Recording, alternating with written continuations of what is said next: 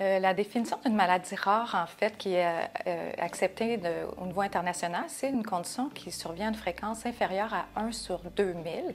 Ça regroupe environ, pour l'instant, à peu près 7000 entités différentes, dont chacune d'entre elles individuellement est très rare, mais quand on les regroupe ensemble, ça équivaut à la proportion d'une population d'environ 7 %. Donc, pour le Québec, on dirait à peu près un demi-million de personnes atteintes, puis à l'ensemble du territoire canadien, c'est environ 2,5 millions de personnes que ça touche.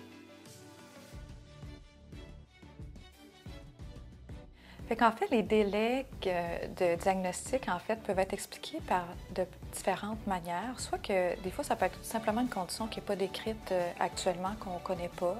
Ça peut être aussi en lien avec la diversité des symptômes qui n'est pas toujours très précise. Puis parfois, avec le temps, on est capable de relier toutes ces manifestations cliniques-là pour établir un diagnostic plus clair.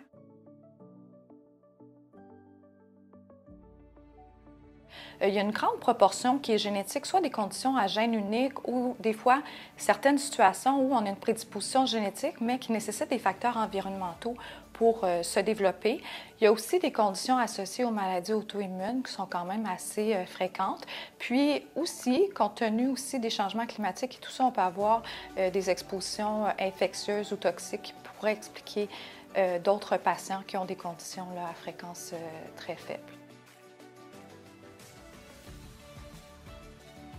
Assez souvent, la prise en charge se doit d'être multidisciplinaire, donc on sollicite plusieurs de nos collègues médecins spécialistes et omnipraticiens pour adapter les traitements à la situation clinique du patient. Puis il y a tellement de maladies rares qu'il y a chacun des patients, finalement, nécessite une prise en charge qui est très particulière.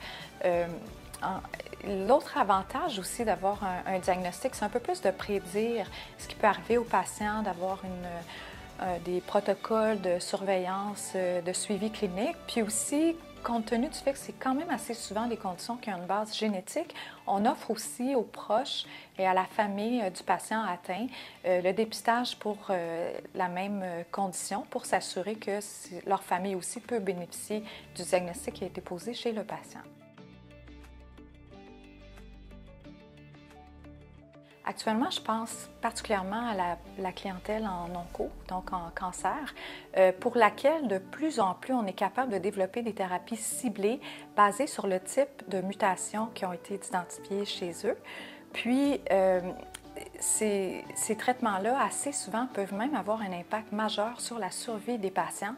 Donc, c'est le début d'une nouvelle ère pour nous où la génétique entre dans le domaine de la thérapie plus ciblée. Comme médecin généticien, je suis appelée à soigner tous les patients, dans le fond, tant au niveau préconception, prénatal, les enfants, les adultes, puis les personnes plus âgées, qui peuvent, chacune d'entre elles, à des moments différents de leur vie, développer des conditions associées aux maladies rares.